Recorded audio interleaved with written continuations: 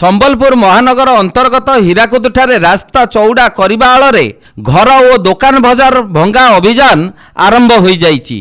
ସମ୍ବଲପୁର ମହାନଗର ନିଗମ ପକ୍ଷରୁ ଏହି କାର୍ଯ୍ୟକ୍ରମ ଆରମ୍ଭ ହୋଇଥିଲା ବେଳେ ଏହାର ପ୍ରତିବାଦ କରିଛନ୍ତି ସ୍ଥାନୀୟ ଜନସାଧାରଣ।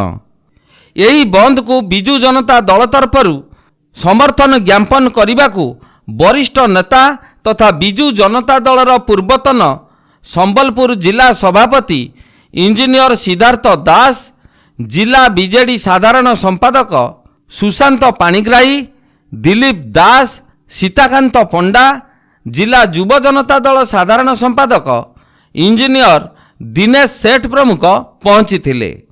ସେମାନେ ସେଠାରେ ଉପସ୍ଥିତ ସାଧାରଣ ଲୋକ ଓ ସମ୍ବଲପୁର ମହାନଗର ନିଗମ କର୍ତ୍ତୃପକ୍ଷଙ୍କ ସହ ଆଲୋଚନା କରିଥିଲେ।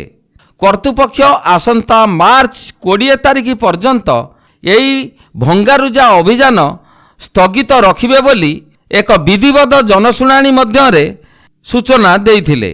ଏନେଇ ଏକ ଜନଶୁଣାଣି ମାଧ୍ୟମରେ ଅନୁଷ୍ଠିତ କରାଇବା, ଉଷା ସର୍ଭେରେ ଚିହ୍ନଟ ସମସ୍ତ ବସ୍ତି ବାସିନ୍ଦାକୁ ଲ୍ୟାଣ୍ଡ ରେକର୍ଡ ସାର୍ଟିଫିକେଟ୍ ପ୍ରଦାନ କରାଇବା ଓ ହିଣ୍ଡାଲକୋ ଦ୍ୱାରା ସ୍ୱତନ୍ତ୍ର ମାଲ ପରିବହନ ରାସ୍ତା ନିର୍ମାଣ ସମ୍ପର୍କରେ ସମ୍ବଲପୁର ମହାନଗର ନିଗମ କର୍ତ୍ତୃପକ୍ଷଙ୍କଠାରେ ଇଞ୍ଜିନିୟର ସିଦ୍ଧାର୍ଥ ଦାସ ଦାବି କରିଥିଲେ। ଏଠାରେ ଉଲ୍ଲେଖଯୋଗ୍ୟ ଯେ ପୂର୍ବ ସରକାର ସମୟରେ ସିଦ୍ଧାର୍ଥ ଦାସଙ୍କ ଉଦ୍ୟମରେ ସରକାର ସମ୍ବଲପୁର ମହାନଗର ନିଗମର ପ୍ରାୟ 40,000ରୁ ଉର୍ଦ୍ଧ୍ୱ ବସ୍ତି ବାସିନ୍ଦାକୁ ଲ୍ୟାଣ୍ଡ ରେକର୍ଡ ସାର୍ଟିଫିକେଟ୍ ଦେବା କାର୍ଯ୍ୟ ଆରମ୍ଭ କରାଇଥିଲେ। ଏହା ଏପର୍ଯ୍ୟନ୍ତ ସମ୍ପୂର୍ଣ୍ଣ ହୋଇନାହିଁ ତଥା ହିଣ୍ଡାଲକୋ ଦ୍ୱାରା ସ୍ୱତନ୍ତ୍ର ମାଲ ପରିବହନ ରାସ୍ତା ନିର୍ମାଣ କରାଇବା ସମ୍ପର୍କରେ ମଧ୍ୟ ଯେଉଁ ନିଷ୍ପତ୍ତି ହୋଇଥିଲା ତାହା ହୋଇପାରି ନାହିଁ। ଶ୍ରୀ ଦାସ ଜନସାଧାରଣଙ୍କୁ କହିଥିଲେ ଯେ ବିଜେଡି ଦଳ ସବୁବେଳେ ଲୋକମାନଙ୍କ ସହ ରହିଅଛି ଓ ଲୋକଙ୍କ ସ୍ୱାର୍ଥ ପାଇଁ ଲଢ଼େଇ କରିବ।